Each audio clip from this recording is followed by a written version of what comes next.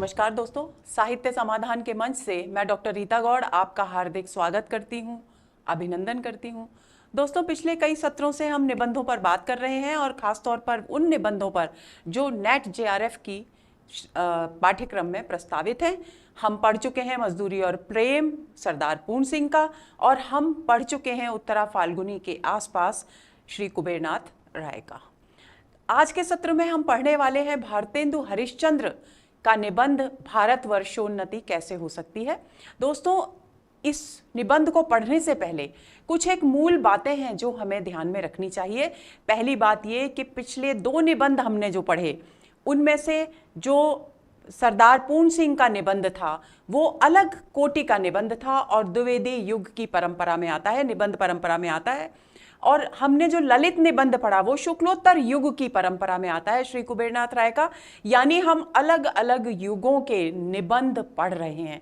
लेकिन आज के सत्र के निबंध की सबसे खास बात यह है कि ये निबंध लेखन परंपरा का प्रारंभिक दौर का निबंध है, पहली बात। दूसरी बात, भारतेंदु हरिश्चंद्र जिन्होंने आधुनिक हिंदी साहित्य की लगभग सभी परंपराओं का सूत्रपात किया, जिन्हें हम आधुनिक युग का सूत्रधार या जनक भी कहते हैं, उनके द्वारा रचित ये निबंध है। और इस निबंध की मूल विषय वस्तु ये है, भारतेंदु हरिश्चंद्र ने जो कुछ भी लिखा, चाहे वो कविता हो चाहे वो निबंध हो, उनका प्रमुख उद्देश्य ये था, क्योंकि ब्रिटिश कालीन भारत के दौर में वे लिख रहे थे, उस शासन काल में वे लिख रहे थे, तो उनका लक्ष्य ये रहता था कि वे न तो कटु आलोचना का मार्ग अपनाते थे जो कि बाद के निबंधकारों ने अपनाया, और न ही उस बात को पूरी तरह से स्वीकार करते थे।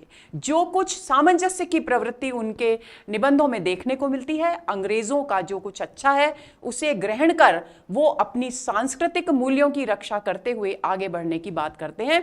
तो ये जो निबंध है दोस्तों, इसमें न केवल उन्होंने भारतीयों के व्यक्तित्व के दुर्गुण जिनके कारण वे उन्नति के मार्ग पर आगे नहीं बढ़ पा रहे हैं उनकी ओर संकेत किया है, इसके साथ ही इस बात की ओर भी संकेत किया है कि कौन सी ऐसी खास बात है अंग्रेजों में, उनके दृष्टिकोण में, उनकी जीवन शैली में, जिसको यदि हम अपना लें और अपने सांस्कृतिक मूल्यों के साथ उसका सामंजस्य कर लें तो हम अपना प्रगति का मार्ग प्रशस्त कर सकते हैं। तो चलिए शुरू करते हैं आज का सत्र। सबसे पहले इसकी विषय वस्तु पर बहुत संक्षेप में बात करेंगे, उसके बाद प्रश्नों पर चर्चा करेंगे और प्रश्नों के माध्यम से इस निबंध के प्रतिपाद्य को समझने की कोशिश करेंगे। तो चलिए शुरू करते हैं।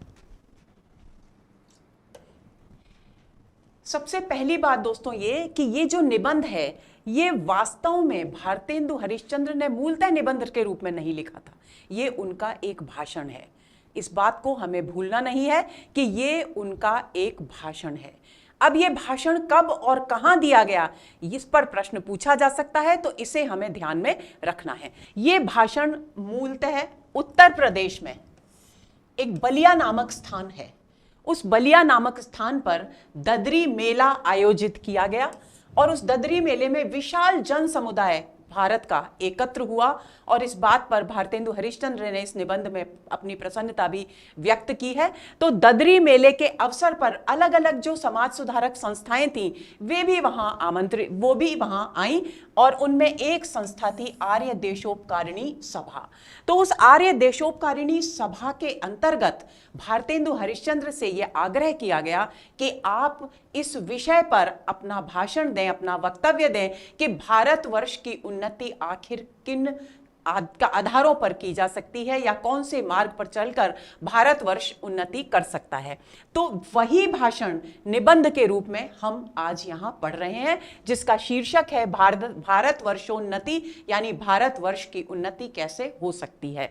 तो आपको क्या ध्यान रखना है, उत्तर प्रदेश में बलिया नामक स्थान, एक बहुत छोटी सी जगह है बलिया, उस स्थान पर ददरी मेला आयोजित किया गया। उस मेले के अवसर पर जो विशाल जन समुदाय यानी समाज के हर वर्ग के, शिक्षित वर्ग, जनसाधारण वर्ग, व्यापारी वर्ग, सभी वर्गों के व्यक्ति एकत्र हुए और उसी में कुछ समाज सुधारक संस्थाओं ने भी शिरकत की, जिनमें से एक थी आर्य देशोपकारिणी सभा। और उसके आग्रह पर, आर्य देशोपकारिणी सभा के आग्रह पर भारतेंदु हरिश्चंद्र ने यह भाषण दिया था उस सभा में, और ये सभा कहाँ थी? ये सभा हो रही थी ददरी मेले के अवसर पर बलिया नामक स्थान पे। तो ये मूलतः उनका एक भाषण है, इस बात को आप भूलेंगे नहीं। दूसरे बिंदु पर आते हैं कि दूसरा एक और बिंदु जो महत्वपूर्ण है भारतेंदु हरिश्चंद्र के पक्ष का, वो ये कि वे स्वभाव से बहुत ही संवेदनशील थे और संवेदनशीलता के कारण उन्हें लोग अजात शत्रु कहा करते थे। प्रश्न पूछा जा सकता है कि भारतेंदु हरिश्चंद्र को अजात शत्रु कहकर क्यों संबोधित किया जाता था? क्या वे पराक्रमी थे? क्या वे साहसी थे? तो उसका उत्तर हमारा होना चाहिए उनकी संवेदनशील प्रवृत्ति के कारण। आगे चलते हैं। हिंदी साहित्य कोश भाग 2 की ये पंक्तियां विशेष तौर पर भारतेंदु हरिश्चंद्र के दृष्टिकोण को समझने के लिए उल्लेखनीय है। दोस्तों, हिंदी साहित्य कोश लिखता है कि भारतेंदु हरिश्चंद्र 2 ऐतिहासिक युगों के संधि स्थल पर खड़े थे। कौन से थे वो 2 ऐतिहासिक युगों के संधि? रीतिकाल का अवसान और आधुनिक काल का उदय। इन 2 युगों के संधि स्थल पर खड़े थे, इसलिए उनका ध्यान प्राचीन और नवीन दोनों की ओर था। मैंने अभी बात की कि नया जो कुछ भी है, अगर वो हमारे प्रगति के मार्ग में सहायक है तो उसे स्वीकार करना है, लेकिन हमें अपने प्राचीन यानी अपनी सांस्कृतिक विरासत को भूलना नहीं है, सामंजस्य से आगे बढ़ना है। इसीलिए ये बात बिल्कुल सही लगी, इसीलिए मैंने इस कथन को यहां प्रस्तुत किया कि इसलिए उनका ध्यान प्राचीन और नवीन दोनों की ओर गया। उन्होंने न तो प्राचीन की उपेक्षा की और न उसके मोह में बंधे। ऐसा भी नहीं है कि अपने प्राचीन विरासत के मोह में इतने बंध गए कि प्रगति की ओर ध्यान ही नहीं रहा, ऐसा नहीं है। प्राचीन की उपेक्षा भी नहीं की और उन्हें अपने विकास के मार्ग की बेड़ी यानी रुकावट भी नहीं बनने दिया। उन्होंने जो कुछ देखा आंखें खोलकर देखा। ये आंखें खोलकर देखने का क्या मतलब है? आंखें, हम सभी आंखें खोलकर देखते हैं, लेकिन दोस्तों यहां जो कहना चाहते हैं हिंदी साहित्य कोश में, वो उनका मतलब है कि उन्होंने जो कुछ भी देखा अपने परिवेश में, अपने आसपास, उसे बहुत गहराई से, बारीकी से देखा और उस पर सोचा। ये देखना एक अलग बात है, लेकिन उस देखे हुए को गहराई से यानी अपने हृदय में लेना, क्या कुछ अच्छा है, क्या कुछ बुरा है हमारे परिवेश में, उसका विश्लेषण करना यानी मस्तिष्क में उसकी प्रतिक्रिया और प्रतिक्रिया का द्वंद्व उत्पन्न होना, यह है आंखें खोलकर देखना। तो हिंदी साहित्य कोश लिखता है कि उन्होंने जो कुछ देखा आंखें खोलकर देखा और उनकी साहित्यिक प्रतिभा ने मणि कांचन योग उत्पन्न किया, यानी सोने और मणियों से के योग से, सुंदर सामंजस्य से, जिस तरह से सुंदर आभूषण बनाया जाता है, उसी तरह से परिवेश के प्रति सजगता भारतेंदु की और उनकी साहित्यिक प्रतिभा दोनों के मेल से अद्भुत रचनाएं उन्होंने प्रस्तुत की। ये इसका कथन है। तो आपको इसमें से क्या बात ध्यान में रखनी है? प्राचीन और नवीन दोनों की ओर गया, इस बात को आपको भूलना नहीं है, क्योंकि हम जिस निबंध को पढ़ने वाले हैं उसमें इस बात को खास तौर पर हमें ध्यान में रखना है। आगे चलें। अब मूल प्रतिपाद्य पर बात करते हैं, बहुत संक्षेप में बात करेंगे। इस निबंध में लेखक ने कुछ एक प्रेरणाएं दी हैं भारतवासियों को। उनके बिंदु क्या है? कुरीतियों और अंधविश्वासों को त्यागना है, यानी जितनी भी बुराइयां हैं समाज में, जितने भी अंधविश्वास हैं धर्म में, उनको त्यागना है। क्यों त्यागना है? क्योंकि वे बात कर रहे हैं भारतवर्ष की उन्नति की। तो भारतवर्ष की उन्नति के लिए जरूरी है कि हम बुराइयों को त्यागें, उन अंधविश्वासों को त्यागें जो हमारे विकास के मार्ग की रुकावट है। दूसरा है अच्छी शिक्षा, क्योंकि हमारे यहाँ अशिक्षा का प्रसार अधिक था, शिक्षा बिल्कुल भी नहीं थी। कुछ एक वर्ग के, कुछ एक चुनिंदा लोग ही शिक्षा प्राप्त करते थे, जबकि पश्चिमी जगत में शिक्षा को बहुत अधिक महत्व दिया गया। और यही कारण है कि पश्चिमी देशों ने हमारे देश की तुलना में बहुत अधिक प्रगति की। तो भारतेंदु हरिश्चंद्र ने यह अनुभव किया कि न केवल कुरीतियों और अंधविश्वासों को त्यागना जरूरी है, बल्कि एक अच्छी शिक्षा प्राप्त करना भी जरूरी है, उद्योग धंधे विकसित करना, और हमें किसी दूसरे पर निर्भर रहने की आवश्यकता नहीं है, बल्कि हमें अपने निजी उद्योग धंधों का विकास करना है। यानी केवल शिक्षा से काम नहीं चलेगा, केवल अंधविश्वास त्यागने से काम नहीं चलेगा, बल्कि उद्योग धंधों का विकास भी करना होगा, क्योंकि ताकि देश की अर्थव्यवस्था को मजबूत आधार प्रदान किया जा सके। इसके बाद वे क्या कहते हैं? सहयोग और एकता को जीवन में उतारना। क्योंकि भारतेंदु हरिश्चंद्र ने जो कुछ भी देखा आंखें खोलकर देखा। उन्होंने देखा कि हमारे समाज में, हमारे परिवेश में अलग अलग जातियों जातियों के लोग हैं, अलग अलग धर्म और संप्रदायों के लोग हैं, और वे आपस में एक नहीं हैं, उनमें संगठन नहीं है, उनमें, इसलिए हमारा देश उन्नति के पथ पर आगे नहीं बढ़ पा रहा है। तो उन्होंने कहा कि सबसे महत्वपूर्ण बात यह है कि हम ये 3 काम कर लें, लेकिन हम में अगर आपस में सहयोग और एकता नहीं होगी तो हम उन्नति के, प्रगति के मार्ग पर आगे नहीं बढ़ पाएंगे। इसलिए उन्होंने सहयोग और एकता को जीवन में उतारने का संदेश दिया।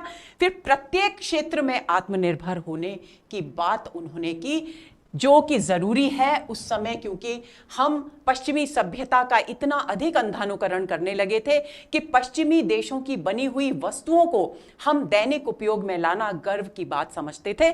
इसलिए उन्होंने कहा कि हमें उद्योग धंधे विकसित करने और हर क्षेत्र में, समाज के क्षेत्र में, धर्म के क्षेत्र में, उद्योग अर्थव्यवस्था के क्षेत्र में, कृषि के क्षेत्र में, सभी क्षेत्रों में आत्मनिर्भरता की दिशा में कदम उठाना है। तो ये कुछ एक बिंदु है दोस्तों, जिसका संदेश इस निबंध के माध्यम से भारतेंदु हरिश्चंद्र ने दिया है। इन सभी को आप बिल्कुल भूलेंगे नहीं। आगे चले। अब इसके बाद लेखक और क्या कहते हैं, ये संदेश तो देते हैं, पूरे निबंध में बिखरे हुए हैं ये संदेश। लेखक ने ब्रिटिश शासन की मनमानी और निरंकुशता पर करारा व्यंग्य किया है। मैंने कहा कि उन्होंने न केवल अंग्रेजों की अच्छाइयों को ग्रहण करने की बात की है, लेकिन उनकी जो बुराइयां हैं उन पर भी उन्होंने चोट की है। तो उन्होंने ब्रिटिश शासन में जो मनमानी थी कि वो मनमानी शासन नीति अपनाते थे और शोषण करते थे भारतवासियों का, उसकी ओर व्यंग्य किया है, उनकी निरंकुशता पर चोट की है। लेकिन इसके साथ अंग्रेजों का जो परिश्रमी स्वभाव है उसके प्रति आदर और सम्मान का भाव भी व्यक्त किया है। यानी उद्देश्य क्या हुआ कि उनका जो परिश्रमी स्वभाव है वो हमें अपने जीवन में उतार लेना चाहिए। तात्पर्य ये है भारतेंदु हरिश्चंद्र का कि जो कुछ भी जहां से हमें अच्छा मिले, जो हमारी प्रगति के मार्ग में साधक बने, उसे हमें अपने जीवन में उतार लेना चाहिए। अगला बिंदु, उन्होंने आलस्य को देश का सबसे बड़ा दुर्भाग्य माना है। इस बात को आप हमें भूलना नहीं है। उन्होंने स्पष्ट रूप से कहा है कि हमारे देश में आलस्य बहुत अधिक है और आलस्य होने के कारण परिश्रम नहीं है। इसीलिए देखिए, परिश्रमी स्वभाव से आप आलस्य को जोड़ लेंगे तो आलस्य के कारण जब व्यक्ति परिश्रम नहीं करेगा, कर्म नहीं करेगा, तो देश प्रगति कैसे करेगा। तो आलस्य को देश का सबसे बड़ा दुर्भाग्य माना है। प्रश्न पूछा जा सकता है, ध्यान देंगे। छोटे से बलिया नगर में विशाल भारतीय जन समुदाय के एकत्र होने पर उन्होंने प्रसन्नता भी व्यक्त की है। कि उन्होंने ये लिखा है दोस्तों कि बनारस, जो कि उस समय का बड़ा नगर माना जाता था, बड़ा शिक्षित वर्ग वहां पर रहा करता था, वहां पर भी इतना विशाल जन समुदाय कभी एकत्र नहीं हुआ। और इस छोटे से बलिया नगर में, जिसकी कोई पहचान भी नहीं थी इस मेले को आयोजित होने से पहले, उसमें इतना विशाल भारतीय जन समुदाय एकत्र हुआ है। इस पर भारतेंदु हरिश्चंद्र ने प्रसन्नता व्यक्त की है। क्यों की है? क्योंकि वो इस विशाल जन समुदाय के एकत्र होने को हमारे संगठन का पहला कदम मानते हैं कि लोग मिलेंगे, आपस में बातचीत करेंगे, अपने सुख दुख साझा करेंगे तो संभवतः उनमें एकता की भावना उत्पन्न हो। इसलिए उन्होंने यहां पर यह प्रसन्नता व्यक्त की है। उन्होंने इसका श्रेय, और ये जो आयोजन किया था, क्योंकि ये अंग्रेज सरकार के द्वारा किया गया था, हालांकि इसका उद्देश्य भारत को संगठित करना नहीं था, उनके अपने निजी अलग उद्देश्य थे, लेकिन फिर भी आयोजन क्योंकि भारत सरकार के द्वारा किया गया था। और मैंने कहा कि भारतेंदु हरिश्चंद्र की एक खास नीति है उनके निबंधों में कि वे अंग्रेजों की बुराइयों पर चोट भी करते हैं, लेकिन बहुत हल्के से, और दूसरी ओर वे उनकी थोड़ी सी प्रशंसा भी करते हैं। तो वही बात वे कहते हैं कि ये जो आयोजन हुआ है इसका श्रेय उस समय जो वहां के कलेक्टर थे रॉबर्ट, उनको देते हैं, और उनके सहायक मुंशी जिन्होंने इस आयोजन में महत्वपूर्ण भूमिका निभाई, जिनके नाम है सहायक मुंशी चतुर्भुज सहाय और मुंशी बिहारी लाल। यानी कलेक्टर रॉबर्ट, चतुर्भुज सहाय और मुंशी बिहारी लाल, 3 नाम आपको याद रखने हैं। इन तीनों को उसके आयोजन का श्रेय देते हैं। और इसके साथ साथ उन्होंने कलेक्टर रॉबर्ट को अकबर से माना है। कलेक्टर रॉबर्ट को क्या माना है? अकबर माना है। और मुंशी चतुर्भुज सहाय और मुंशी बिहारी लाल साहब को क्रमशः अबुल फजल, यानी मुंशी चतुर्भुज सहाय को अबुल फजल माना है और बिहारी लाल को टोडरमल माना है। अबुल फजल और टोडरमल दोस्तों आप जानते होंगे अकबर के दरबार में थे और अकबर की नीतियों को लागू करने में इनका विशेष योगदान था। इसलिए उन्होंने रॉबर्ट को अकबर और मुंशी चतुर्भुज लाल सहाय को अबुल फजल और बिहारी लाल को टोडरमल कहा है। इस बात को भी आपको ध्यान में रखना है कि किसको क्या कहकर पुकारा है भारतेंदु हरिश्चंद्र ने। उन्होंने हिंदुस्तानियों को रेल की गाड़ी कहा है। बहुत ही सुंदर तरीके से उन्होंने हिंदुस्तानियों की प्रवृत्तियों की ओर दृष्टिपात किया है। तो उन्होंने रेलगाड़ी कहा है। रेलगाड़ी की क्या खास बात होती है दोस्तों, कि रेल के डिब्बे भले ही कितने भी सुंदर खूबसूरत क्यों ना हो, लेकिन अगर उनमें इंजन चालू हालत वाला नहीं है तो वो डिब्बे अपनी एक ही जगह पर खड़े रहते हैं। वैसे ही उनका कहना है कि रेल की गाड़ी है हिंदुस्तानी लोग, इनको कोई ना कोई चलाने वाला चाहिए। तो क्योंकि इन्हें कोई चलाने वाला चाहिए, और अगर कोई इन्हें चलाने वाला मिल गया, यानी दिशा देने वाला, इनको प्रेरित करने वाला मिल गया, तो फिर दुनिया में कोई ऐसा काम नहीं है जिसे हिंदुस्तानी कर ना सके। तो क्यों रेल की गाड़ी कहा है, इस पर भी प्रश्न बनता है। तो हमारा उत्तर होना चाहिए कि क्योंकि इन्हें हमेशा कोई ना कोई चलाने वाला चाहिए। यदि इन्हें कोई चलाने वाला है, दिशा देने वाला है, आगे बढ़ाने वाला है, इनका नेतृत्व करने वाला है, तो ये सब कुछ कर सकते हैं। यानी दुनिया का कोई भी काम ऐसा नहीं जिसे हिंदुस्तानी नहीं कर सकते। निबंधकार ने एक के ऊपर एक बैठे 3 मेंढकों की चर्चा की है कि 3 मेंढकों का उन्होंने एक किस्सा बताया है कि 3 मेंढक एक के ऊपर एक बैठे थे, और इन 3 मेंढकों के माध्यम से उन्होंने समाज के, भारतीय समाज के जो 3 वर्ग हैं, कौन कौन से, रईस और शासक वर्ग पहला, यानी उच्च वर्ग जिसको हम कहते हैं, ये पहला वर्ग, दूसरा मध्यम वर्ग, और तीसरा साधारण प्रजा यानी निम्न वर्ग, जन साधारण। इन 3 वर्गों का प्रतीक माना है। यानी ऊपर बैठा जो मेंढक है वो उच्च वर्ग का, बीच में बैठा मध्यम वर्ग का, और नीचे बैठा हुआ निम्न वर्ग का यानी जनसाधारण का प्रतीक है।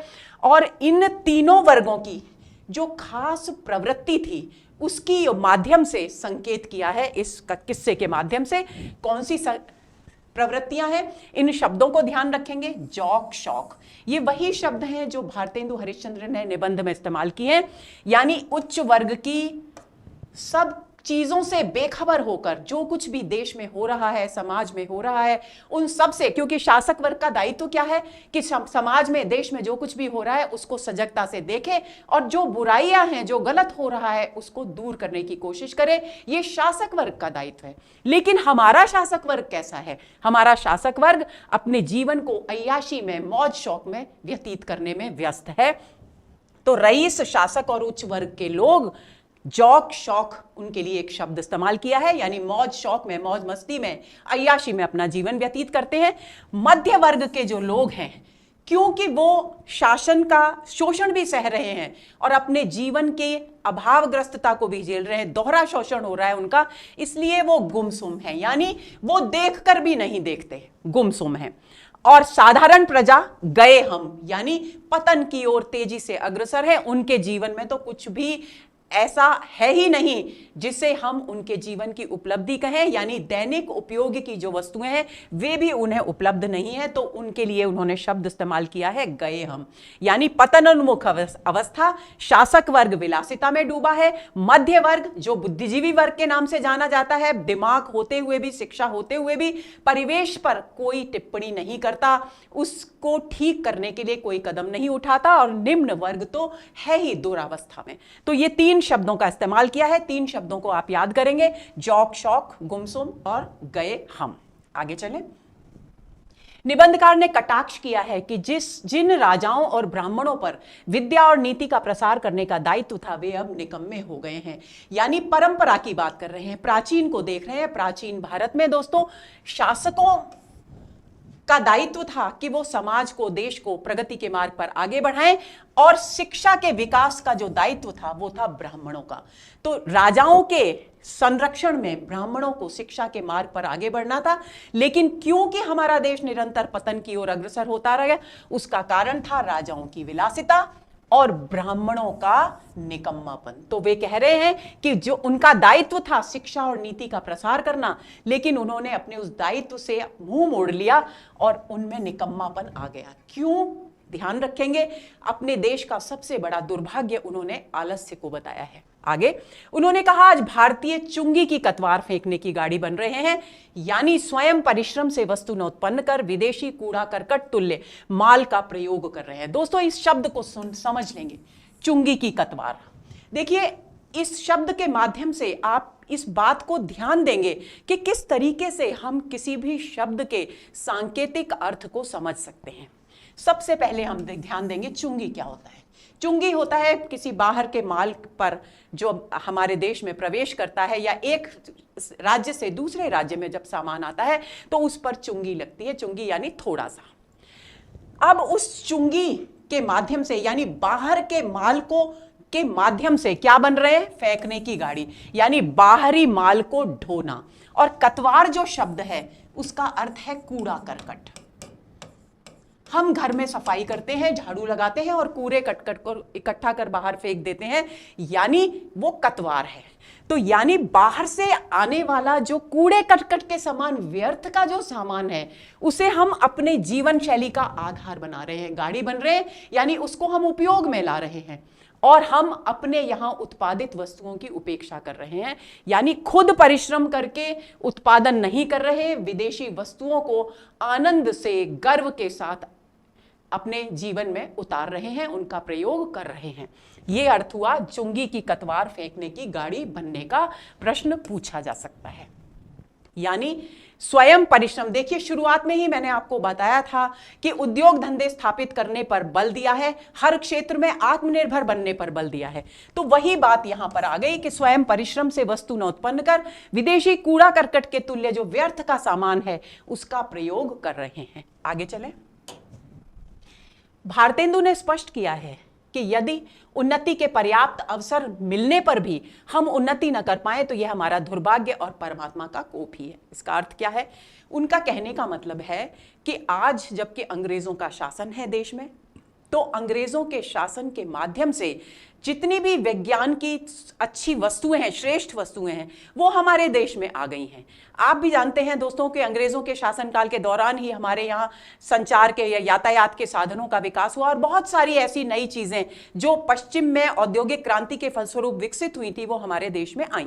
तो वो कहते हैं कि अब आज के समय में जबकि हमें उन्नति के बहुत अवसर मिल रहे हैं अंग्रेजों के शासनकाल में, लेकिन अगर फिर भी हम उन्नति न कर पाए तो ये हमारा दुर्भाग्य और इसे ईश्वर का कोप समझना चाहिए, यानी हमारा तो भाग्य ही खराब है, इसलिए अवसर मौका मिलने पर भी हम तरक्की नहीं कर पा रहे हैं।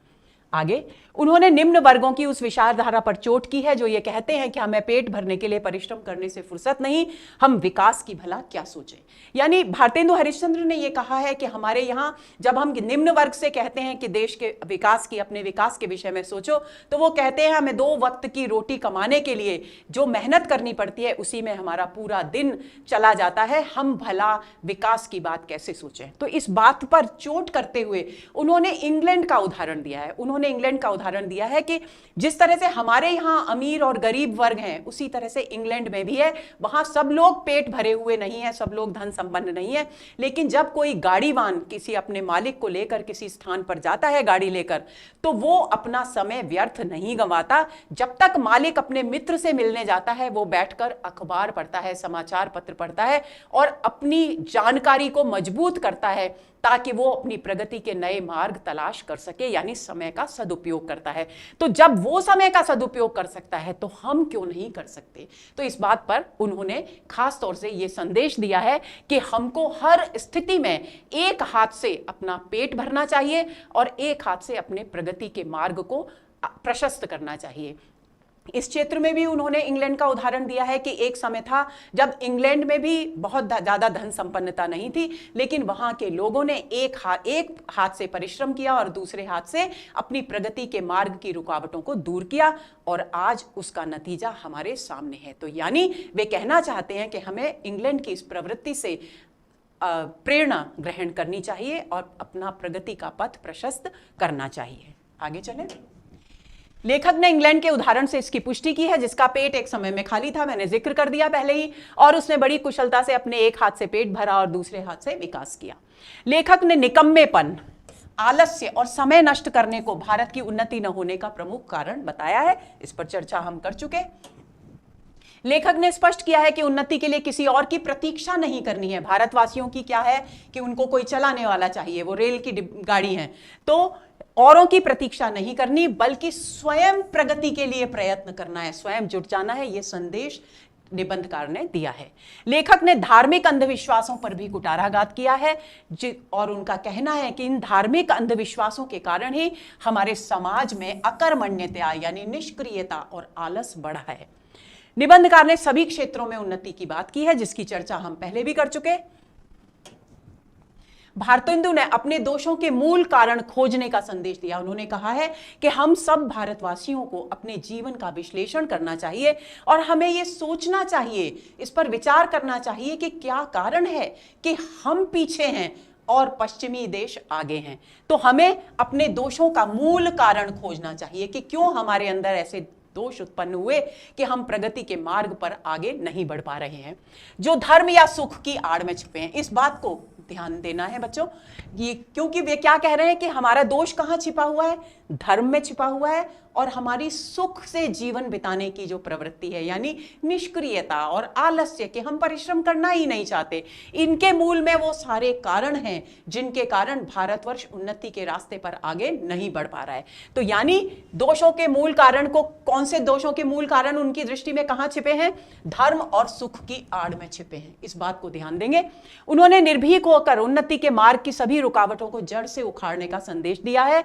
उन्होंने कहा है कि श्रेयस्कर कार्य को सफलतापूर्वक संपन्न करने के लिए आरोप, प्रत्यारोप, लांछन, अपमान सब सहने पड़ते हैं। मतलब क्या हुआ? मतलब यह हुआ कि जब हम कोई भी अच्छा काम करते हैं तो दोस्तों रुकावटें तो तय ही हैं, आएंगी ही। और हो सकता है कि उस अच्छे काम को, क्योंकि वो सामाजिक परंपरा के विपरीत हो, एक नया काम हो, तो उसे विरोध भी सहना पड़ता है। उसकी वजह से जो कर रहा है उस पर अनेक प्रकार के आरोप भी लगते हैं, लांछन भी लगते हैं, उसे अपमानित भी होना पड़ता है। लेकिन भारतेंदु कहते हैं कि इन सब विषम परिस्थितियों में भी हमें अडिग रहकर अपने उस काम को पूरी तरह से अंजाम तक पहुंचाना ही है। जब तक हम ये जिद नहीं ठानेंगे तब तक हम किसी भी अच्छे काम को सफलतापूर्वक अंजाम नहीं दे सकेंगे। यानी हमें विषम परिस्थितियों का सामना करने के लिए, चुनौतियों का सामना करने के लिए मानसिक स्तर पर, हृदय के स्तर पर तैयार रहना चाहिए।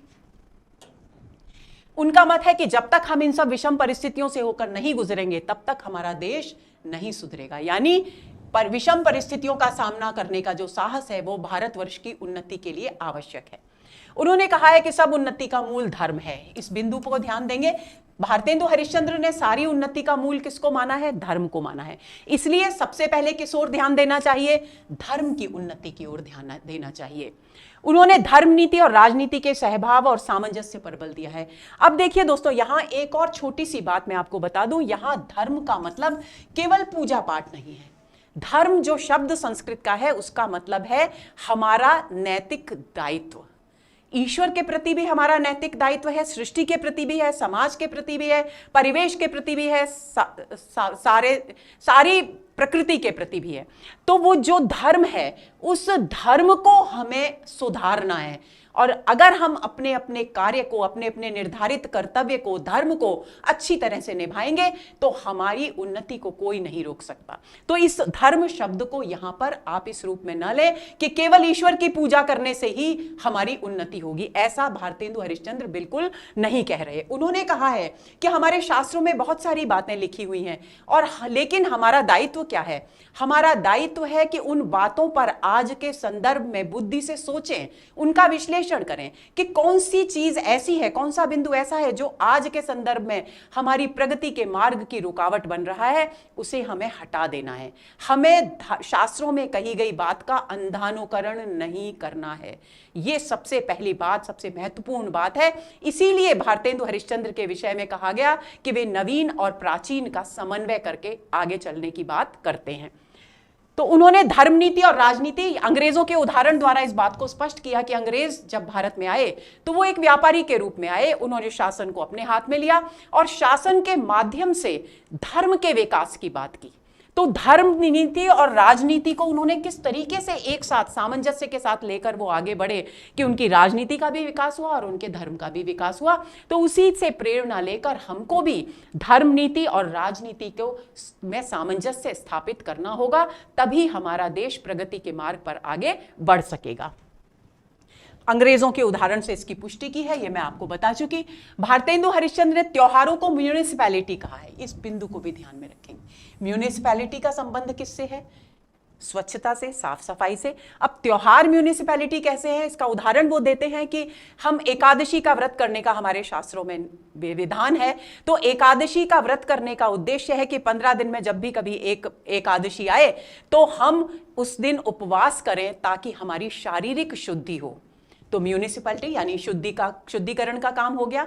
हम होलिका दहन करते हैं तो वसंतोत्सव के बाद, वसंत के बाद जो कुछ भी दूषित तत्व हमारे वातावरण में उत्पन्न हो जाते हैं, उस होलिका दहन के द्वारा उन दूषित तत्वों को दूर करने की व्यवस्था की गई है। तो इसी तरह से हर त्योहार का कुछ न कुछ महत्व है और वो हमारे परिवेश की, हमारे पर्यावरण की, हमारे मन मस्तिष्क की, सबकी स्वच्छता। और दीपावली तो है ही स्वच्छता, हम पूरे घर की सफाई करते हैं। तो इसलिए इन बातों को ध्यान में रखकर उन्होंने कहा है कि हमारे जो त्योहार हैं उनको हमें यूं ही नजरअंदाज नहीं कर देना चाहिए, बल्कि उन्हें म्यूनिसिपैलिटी के रूप में स्वीकार करना चाहिए, क्योंकि वो न केवल हमारी शारीरिक शुद्धि की बात करते हैं, हमारे पर्यावरण, प्रकृति और घर बार की शुद्धि की भी बात करते हैं, यहां तक कि हमारे हृदय और मस्तिष्क की शुद्धि की भी बात करते हैं। तो इस बात को, इस बिंदु को ध्यान में रखेंगे कि उन्होंने त्योहारों को म्यूनिसिपैलिटी क्यों कहा है। उनकी दृष्टि में वास्तविक धर्म ईश्वर का भजन है, इस बिंदु को ध्यान में रखेंगे। यानी हम सारे धर्मों का दायित्व करें, लेकिन हम ईश्वर के भक्ति के भाव के लिए, ईश्वर के प्रति भक्ति भाव का हमारा जो नैतिक दायित्व है उसे हम नजरअंदाज ना करें। लेखक ने धर्म ग्रंथों की हर बात को आंख बंद कर स्वीकार करने के स्थान पर उनकी तर्कपुष्ट जांच कर स्वीकार करने पर बल दिया है। इस बात को मैं कह चुकी, आगे चलते हैं। उन्होंने बाल विवाह, कुलीन प्रथा और बहु विवाह का विरोध किया है। ये 3 बुराइयां हैं जिनका उन्होंने खुलकर विरोध किया है और कहा है कि इन्हें समाज से बिल्कुल हटा देना चाहिए, क्योंकि जब तक ये बुराइयां रहेंगी समाज में तब तक हमारा देश उन्नति नहीं कर सकेगा। उन्होंने बालिकाओं को की शिक्षा की बात की, लेकिन बालिकाओं को शिक्षा कैसी मिले? देश के प्रति उनका क्या धर्म है, इसकी शिक्षा मिले। कुल के प्रति उनका क्या धर्म है, उसकी शिक्षा मिले। और पति के प्रति उनका क्या धर्म है, उसकी शिक्षा मिले। तो बालिकाओं के लिए उन्होंने देश धर्म, कुल धर्म और पति भक्ति की शिक्षा देने की बात की है। और लड़कों के लिए उन्होंने कहा है कि उन्हें सहज शिक्षा मिलनी चाहिए। इस बिंदु को भी ध्यान में रखेंगे, प्रश्न पूछा जा सकता है।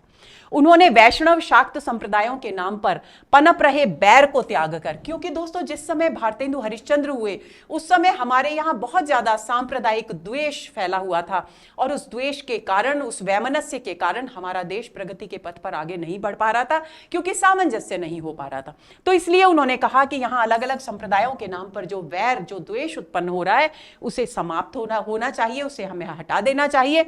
हिंदू, जैन और मुसलमान, इन सबको आपस में मिलजुल कर सद्भावना के साथ रहना चाहिए, क्योंकि उन्होंने महसूस किया कि जब तक ये बिखराव रहेगा, जब तक सद्भाव और संगठन और सामंजस्य नहीं होगा समाज में, तब तक देश तक प्रगति के मार्ग पर आगे नहीं बढ़ सकता। लेखक ने ऊंच नीच और जातिवाद के नाम पर हो रही छोटी जाति के लोगों का जो तिरस्कार है उसका भी विरोध किया है, क्योंकि यह भी उनकी दृष्टि में उन्नति के मार्ग की रुकावट है। निबंधकार ने मुसलमान भाइयों से हिंदुओं के साथ मिलकर रहने और हिंदुओं को नीचा समझने की जो उनकी भावना है उसको त्यागने की बात कही है। भारतेंदु ने यह भी बात कही है कि लड़कों को, यानी लड़कों को जब शिक्षा दी जाए तो उनको अच्छी शिक्षा दी जाए, उनको परिश्रम की बात की जाए, परिश्रम की बचपन से आदत डाली जाए। ये नहीं हो कि वो पेंशन, वजीफा और नौकरी के भरोसे बैठें, बल्कि पेंशन, वजीफा और नौकरी के भरोसे बैठने की बजाय वे इस बात की सलाह देते हैं कि उन्हें अपना रोजगार शुरू कर देना चाहिए। तो स्वरोजगार करने का संदेश उन्होंने लड़कों को दिया है। निबंधकार ने लड़कों को विलायत भेजने और छोटेपन से मेहनत की आदत डालने भी, यानी क्योंकि वे मानते थे कि शिक्षा के क्षेत्र में पश्चिमी देश हमसे बहुत आगे हैं, इसलिए उन्होंने कहा कि लड़कों को शिक्षा, क्योंकि सहज शिक्षा देने की बात थी, तो जो भेजा जा सकता है, यदि संभव है, जो माता पिता भेज सकते हैं, वे उन्हें विलायत भेजे और बचपन से ही परिश्रम करने की आदत उनमें डालें। उनके आलस्य को दूर करना हमारा प्राथमिक लक्ष्य होना चाहिए। लेखक ने हिंदुओं को आपसी प्रेम बढ़ाने और यहां रहने वाले सभी मनुष्यों को, देखिए, एक और मुसलमानों से कहा कि वे हिंदुओं के साथ मेलजोल बढ़ाएं, उन्हें नीचा समझना छोड़ दें। दूसरी तरफ हिंदुओं से कह रहे हैं कि आपस में प्रेम बढ़ाएं और यहां रहने वाले सभी मनुष्य, चाहे वो हिंदू हैं, मुसलमान हैं या ईसाई हैं, कोई भी हैं, उन सबको हिंदुस्तानी माने, हिंदू माने और उनकी सहायता करें, यानी जिससे कि समाज में सामंजस्य और सौहार्द बढ़े। परदेशी वस्तु और भाषा पर भरोसा न कर अपने देश में अपनी भाषा की उन्नति करने की बात उन्होंने की है। तो ये आपका इसका निबंध का मूल प्रतिपाद्य है। आगे चलते हैं। अब बात आती है महत्वपूर्ण प्रश्नों की। पहला प्रश्न है, भारत वर्षोन्नति कैसे हो सकती है? भाषण भारतेंदु हरिश्चंद्र ने कहां दिया था? ददरी मेले के अवसर पर, बलिया नामक स्थान पर, आर्य देशोपकारिणी सभा में या उपर्युक्त सभी? तो दोस्तों, अभी हमने इतने विस्तार से चर्चा की, डी विकल्प इस प्रश्न का सही उत्तर है, क्योंकि बलिया नामक स्थान पर उत्तर प्रदेश में ददरी मेला आयोजित किया गया, उसमें आर्य देशोपकारिणी सभा आई, उस सभा में भारतेंदु हरिश्चंद्र ने ये भाषण दिया था। तो आंसर हमारा होगा डी। तीनों बिंदु आपको ध्यान में रखने हैं। भारतेंदु स्वदेशी आंदोलन के ही अग्रदूत न थे, वे समाज सुधारकों में भी प्रमुख थे। भारतेंदु हरिश्चंद्र के विषय में यह कथन किस विद्वान का है? Doctor Ramvilas Sharma, doctor Ramchandra Tiwari, doctor Namvar Singh या डॉक्टर बच्चन सिंह? तो दोस्तों, ए विकल्प इस प्रश्न का सही उत्तर है। डॉक्टर रामविलास शर्मा ने भारतेंदु हरिश्चंद्र के विषय में यह कथन प्रस्तुत किया है। तो आंसर हुआ हमारा ए। अगला प्रश्न, भारत वर्षोन्नति कैसे हो सकती है? निबंध के प्रतिपाद्य के विषय में सही कूट का चयन कीजिए। तो पहला है, कुरीतियों और अंधविश्वासों को त्याग कर अच्छी शिक्षा प्राप्त करने, उद्योग धंधे विकसित करने चाहिए। दूसरा है, विलायती ज्ञान विज्ञान की श्रेष्ठता स्वीकार करनी चाहिए। तीसरा है, संप्रदाय, धर्म, मत मतांतर, ऊंच नीच जाति के नाम पर फैले भेदभाव को त्याग कर हिंदुस्तान के सभी निवासियों को हिंदू मानकर सद्भाव और सहयोग से आगे बढ़ना चाहिए। चौथा है, आलस्य का त्याग कर कठोर परिश्रम करना चाहिए तथा बालकों को बचपन से मेहनत करने की आदत डालनी चाहिए। तो दोस्तों, मूल प्रतिपाद्य में भारतेंदु हरिश्चंद्र ने यह बात कही है कि कुरीतियों और अंधविश्वासों को त्यागना है, अच्छी शिक्षा प्राप्त करनी है और उद्योग धंधों का विकास करना है। इसके बाद दूसरा बिंदु है कि विलायती ज्ञान विज्ञान की श्रेष्ठता स्वीकार करनी है। यह बात उन्होंने नहीं कही, उन्होंने ये कहा है कि विलायती ज्ञान विज्ञान में जो कुछ श्रेष्ठ है उसे अपनाना है। उसकी श्रेष्ठता स्वीकार करने का मतलब है कि हम अपनी संस्कृति, अपने ज्ञान विज्ञान को निम्न माने, ये उन्होंने नहीं कहा। दूसरी बात, संप्रदाय, धर्म, मत मतांतर, ऊंच नीच आदि के नाम पर फैले भेदभाव को त्याग कर हिंदुस्तान के सभी निवासियों को हिंदू मानकर सद्भाव और सहयोग से आगे बढ़ना चाहिए, यह भी उन्होंने कहा है। आलस्य का त्याग कर कठोर परिश्रम करना चाहिए और बच्चों को बचपन से परिश्रम की आदत डालनी चाहिए, यह भी उन्होंने कहा है। यानी सही कूट क्या होगा? पहला, तीसरा और चौथा। सिर्फ दूसरा कथन गलत है, बाकी तीनों बिंदुओं को कंठस्थ कर लेंगे, क्योंकि निबंध के मूल प्रतिपाद्य के बहुत ही महत्वपूर्ण बिंदु हैं ये। तो पहला, तीसरा और चौथा। तो पहला, तीसरा और चौथा, बी विकल्प इस प्रश्न का सही उत्तर है। तो आंसर हो गया हमारा बी। अगला प्रश्न, भारतेंदु हरिश्चंद्र ने भारत वर्षोन्नति कैसे हो सकती है निबंध में देश का सबसे बड़ा दुर्भाग्य क्या बताया है? आलस्य, ज्ञान विज्ञान की श्रेष्ठता का अभाव, अंधविश्वास और संप्रदायवाद। तो दोस्तों, सबसे बड़ा दुर्भाग्य क्या बताया था, इस पर हमने चर्चा की थी। आलस्य को उन्होंने सबसे बड़ा दुर्भाग्य बताया है। बाकी सारे दुर्भाग्य उन्होंने बताए हैं, सारे उन्नति के मार्ग की रुकावट हैं। ज्ञान विज्ञान की श्रेष्ठता का अभाव भी रुकावट है, अंधविश्वास भी रुकावट है, संप्रदायवाद भी रुकावट है, सबको हटाने की बात की है। लेकिन सबसे बड़ा दुर्भाग्य किसको बताया है, यह पूछा गया है, तो आलस्य को बताया है। हर प्रश्न को हमें बहुत बारीकी से, बहुत ध्यान से पढ़ना है। तो आंसर हुआ हमारा ए। अगला प्रश्न, लेखक भारतेंदु हरिश्चंद्र ने यह क्यों कहा कि हमारे हिंदुस्तानी लोग तो रेल की गाड़ी हैं? हिंदुस्तानी स्वभावतः गतिशील और फुर्तीले हैं। जिस प्रकार डिब्बों से युक्त रेलगाड़ी बिना इंजन के नहीं चलती, उसी प्रकार हिंदुस्तानी लोगों को कोई चलाने वाला चाहिए। ये संगठित और व्यवस्थित जीवन शैली के पक्षधर हैं। इन्होंने आगे बढ़ना सीखा है, पीछे मुड़ना नहीं। तो दोस्तों बी विकल्प इस प्रश्न का सही उत्तर है। इसकी हमने बहुत अच्छी सी चर्चा की थी, तो आंसर होगा बी। अगला प्रश्न, भारतवर्षोन्नति कैसे हो सकती है? निबंध में लेखक भारतेंदु हरिश्चंद्र ने एक के ऊपर एक बैठे मेंढकों को किसके प्रतीक के रूप में प्रयुक्त किया है?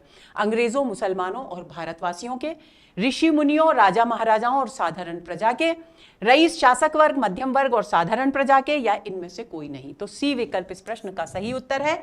रईस, शासक वर्ग, मध्यम वर्ग और साधारण वर्ग। कौन से शब्द थे? जौक शौक। मध्यम वर्ग का क्या था? गुमसुम, कंठस्थ कर लेंगे। और साधारण वर्ग का था गए हम।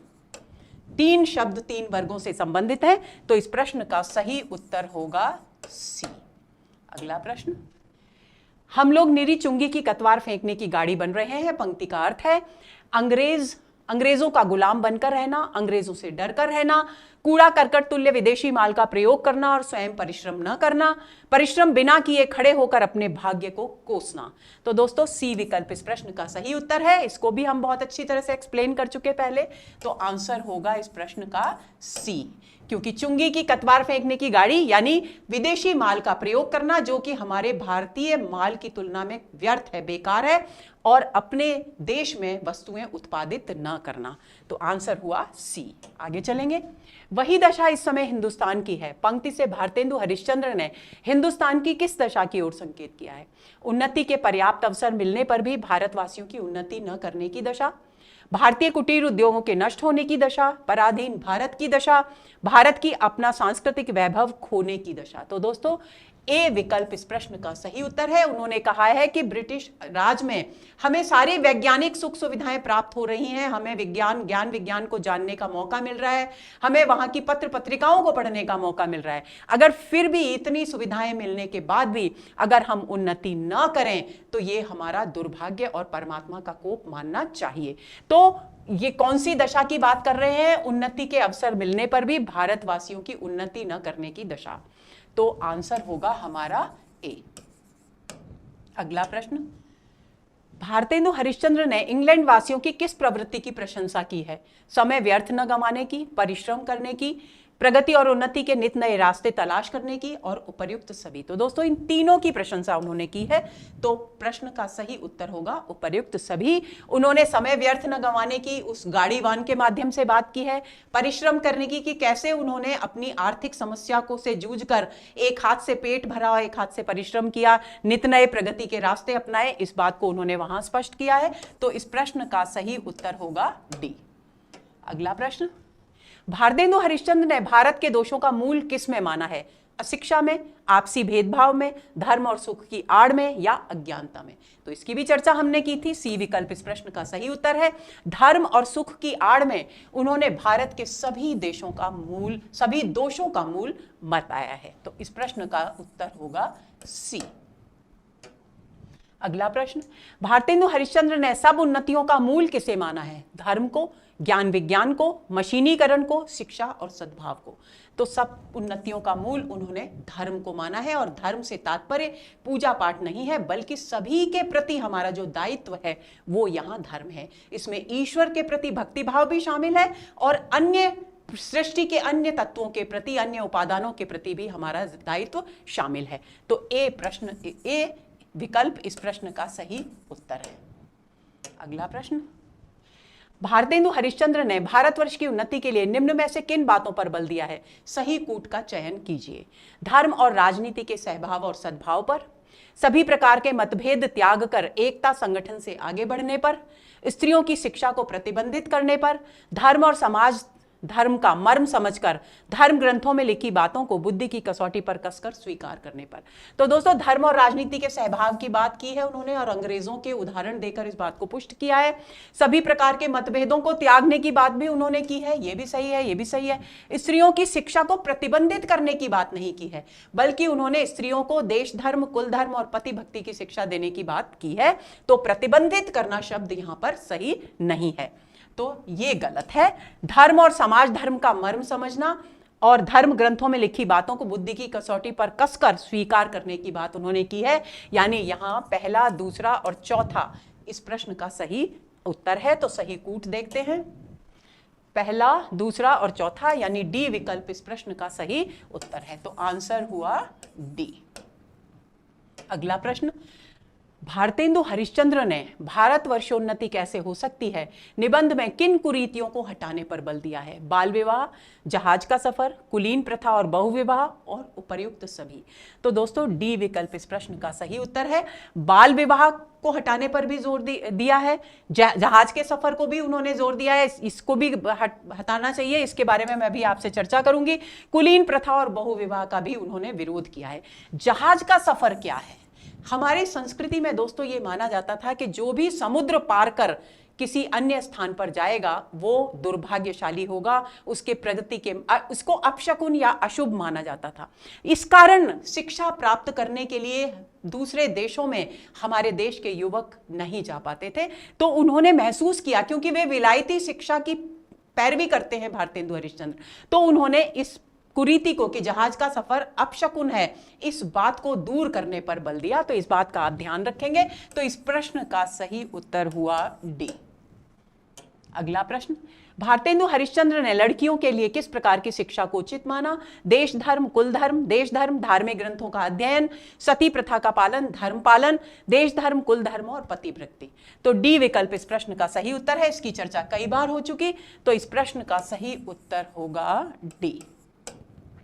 अगला प्रश्न, निम्नलिखित में से कौन सी पंक्ति भारतवर्षोन्नति कैसे हो सकती है निबंध में नहीं है? दोस्तों ये प्रश्न खास तौर पर मैंने इसलिए बनाया है क्योंकि हम मूल प्रतिपाद्य पर बात कर चुके, हम उसकी मूल संवेदना को अच्छी तरह समझ चुके हैं, लेकिन हमें इस बात की भी जानकारी होनी चाहिए कि कौन सी वो खास पंक्तियां हैं जो प्रत्यक्ष रूप से इस प्रतिपाद्य से जुड़ी हुई हैं। तो पहला है, बुद्धि के ही प्रबल होने की आवश्यकता नहीं, वरन उत्तम आचरण और सामाजिक योग्यता की भी वैसी ही आवश्यकता है। दूसरी पंक्ति है, इस लूट की बरसात में भी जिसके सर पर कमबख्ती का छाता और आंखों में मूर्खता की पट्टी रहे, उस पर ईश्वर का कोप ही कहना चाहिए।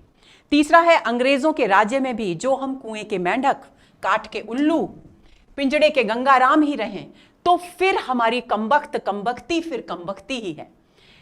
चौथी पंक्ति है, धर्म में, घर के काम में, बाहर के काम में, रोजगार में, शिष्टाचार में, चाल चलन में, शरीर के बल में, मन के बल में, समाज में, युवा में, वृद्ध में, स्त्री में, पुरुष में, अमीर में, गरीब में, भारतवर्ष की सब आस्था, सब जाति, सब देश में उन्नति करो। ये पंक्तियां बहुत महत्वपूर्ण हैं दोस्तों, लेकिन इनमें से एक पंक्ति ऐसी है जो इस निबंध से संबंधित नहीं है। कौन सी है वो पंक्ति? वो पंक्ति है दोस्तों ए, बुद्धि के प्रबल होने की आवश्यकता नहीं है, वरन उत्तम आचरण और सामाजिक योग्यता की भी वैसी ही आवश्यकता है। और ये भारतेंदु के ही किसी अन्य निबंध की है, और वो निबंध भी आपके पाठ्यक्रम में है, और उसका नाम है दिल्ली दरबार दर्पण। अब एक बार हम ये बाकी की जो तीन पंक्तियां हैं इनको समझ लेते हैं, क्योंकि यदि हम इन तीन पंक्तियों को ध्यान में रखेंगे दोस्तों, तो हम इसके मूल प्रतिपाद्य को अच्छी तरह जान पाएंगे। दूसरी बात, हमको यह भी पता चलना चाहिए कि किस जगह पर भारतेंदु हरिश्चंद्र कितने कटु शब्दों का प्रयोग करते हैं जो उनके हृदय के आक्रोश को अभिव्यक्त करता है। वो कहते हैं कि इस लूट की बरसात में भी जिसके पर, यानी लूट की बरसात से मतलब क्या है कि अंग्रेजों के शासनकाल में इतनी सुख सुविधा है, सब कुछ मिल रहा है हमें अवसर, लेकिन उसके पर भी हमारे सिर पर कमबख्ती का छाता, यानी हम आलस्य और मूर्खता, हम अपने अच्छा बुरा नहीं सोच पा रहे, कि पट्टी बांधे रहे, तो हमें उसको ईश्वर का कोप यानी हमारा परमात्मा की बुरी दृष्टि यानी हमारा दुर्भाग्य ही मानना चाहिए कि हम अवसर मिलने पर भी इस बात का लाभ उठा नहीं रहे कि हम तरक्की के पथ पर आगे बढ़ें। ये कथन, तो इसकी जो भाषा है दोस्तों उस पर ध्यान देंगे कि जिसके सिर पर कमबख्ती का छाता यानी आलस्य, आंखों में मूर्खता की पट्टी रहे, उस पर ईश्वर का कोप ही कहना चाहिए। तो उनकी भाषा यहां पर कितनी कठोर हो गई है इस बात की तरफ ध्यान देंगे। अंग्रेजों के राज्य में भी हम कुएं के मेंढक, कुएं के मेंढक का क्या खास बात होती है, प्रतीकार्थ समझिए। देखिए, मेंढक जो कुएं में रहता है वो केवल कुएं के परिवेश को ही जानता है, यानी सीमित बुद्धि, सीमित ज्ञान लेकर, यानी अंग्रेजों के राज्य में। जबकि हमें पश्चिम की पत्र पत्रिकाएं पढ़ने का भी अवसर मिल रहा है, शिक्षा और ज्ञान विज्ञान का विकास करने का भी अवसर मिल रहा है, तब भी अगर हम अपने उस पुराने ज्ञान विज्ञान जिसमें दुनिया भर के अंधविश्वास प्रवेश कर चुके हैं, यदि उसी में डूबे रहें, यानी कुएं के मेंढक ही रहें, तो फिर और क्या रहे, काठ के उल्लू। एक तो उल्लू यूं ही मूर्खता का प्रतीक है क्योंकि उसे दिन में दिखाई नहीं देता, दूसरी बात वो काठ का उल्लू यानी लकड़ी का उल्लू, यानी जो संवेदनहीन भी है मूर्ख होने के साथ साथ, वैसे बने रहे। पिंजड़े के गंगाराम, गंगाराम का मतलब है तोता, पिंजरे में बंद। कैसा तोता, उन्मुक्त आकाश में विचरण करने वाला नहीं, बल्कि पिंजरे में बंद, यानी अपनी ही सीमा, अपनी ही परिधि, अपनी ही अंधविश्वास युक्त जो जीवन शैली है उसी को सच मानकर किस बाहर के ज्ञान विज्ञान को अपने जीवन में न उतारें ताकि हमारा प्रगति का पथ प्रशस्त हो। तो फिर हमारी कमबख्ती फिर कमबख्ती ही है, या इससे अधिक दुष्टता हमारे क्षेत्र, हमारे भाग पर, हमारे तरफ कोई और नहीं होगी। यहां पर वे सारे क्षेत्र में, केवल किसी एक क्षेत्र विशेष में वे दोस्तों धर्म को सब उन्नतियों का मूल मानते हैं, लेकिन वे केवल धर्म की उन्नति की बात नहीं करते। वे कहते हैं धर्म में, घर के काम में उन्नति होनी चाहिए, बाहर के काम में उन्नति होनी चाहिए, रोजगार में उन्नति होनी चाहिए, शिष्टाचार, हम किसी व्यक्ति के साथ कैसा व्यवहार करें उसमें उन्नति होनी चाहिए, हमारी चरित्र में उन्नति होनी, चाल चलन चरित्र में, शरीर की ताकत हमारी बढ़नी चाहिए ताकि हम चुनौतियों का सामना कर सकें, मन के बल में यानी हमारे मन की ताकत भी बढ़ी होनी चाहिए, समाज में, युवा में, वृद्ध में, स्त्री में, पूरा समाज हमारा ताकतवर हो। उसके लिए क्या जरूरी है कि युवा ताकतवर हो, वृद्ध ताकतवर हो, स्त्री ताकतवर हो, पुरुष ताकतवर हो, अमीर गरीब सब ताकतवर हो। भारतवर्ष में जितनी भी आस्थाएं हैं, जितने भी संप्रदाय हैं, धर्म हैं, उन सब की, सब जातियों की, सबकी उन्नति हो, तभी देश उन्नति करेगा। ये बहुत ही बड़ा विचार है भारतेंदु हरिश्चंद्र का, जो इस निबंध के माध्यम से उन्होंने स्पष्ट किया है। तो उन्होंने इस निबंध में दोस्तों न केवल हमारे समाज में व्याप्त दोषों की ओर संकेत किया है, हमें यह भी संदेश दिया है कि जहां से हमें जो कुछ भी अच्छा मिले हमें उसे अपनाने में संकोच नहीं करना चाहिए, लेकिन ये सोचना चाहिए कि ये हमारी प्रगति के मार्ग में बाधक है या साधक। कोई भी ऐसा बिंदु जो हमारी प्रगति के मार्ग का साधक है उसे अपनाने में कोई बुराई नहीं है। कुएं के मेंढक बनकर रहना गलत है, हमारी तरक्की के मार्ग की सबसे बड़ी रुकावट है। तो हमें सभी प्रकार से अपनी इंद्रियों को खोल कर रखना चाहिए और जहां से जो विचार, जो कुछ अच्छा मिले हमें अपनाना चाहिए। यही उन्नति का मूल है जो भारतेंदु हरिश्चंद्र ने इस निबंध में बताया है। तो दोस्तों ये हुआ हमारा आज का सत्र। उम्मीद करती हूं कि ये सत्र आपको अच्छी तरह समझ में आ गया होगा। आप भारतेंदु हरिश्चंद्र के उस दृष्टिकोण को भी समझ गए होंगे जो उन्होंने अपने परिवेश को ध्यान में रखकर उसका बारीकी से विश्लेषण कर अपने विचारों को इस निबंध के माध्यम से अभिव्यक्त किया है। अगले सत्र के इंतजार में रहिए। नमस्कार।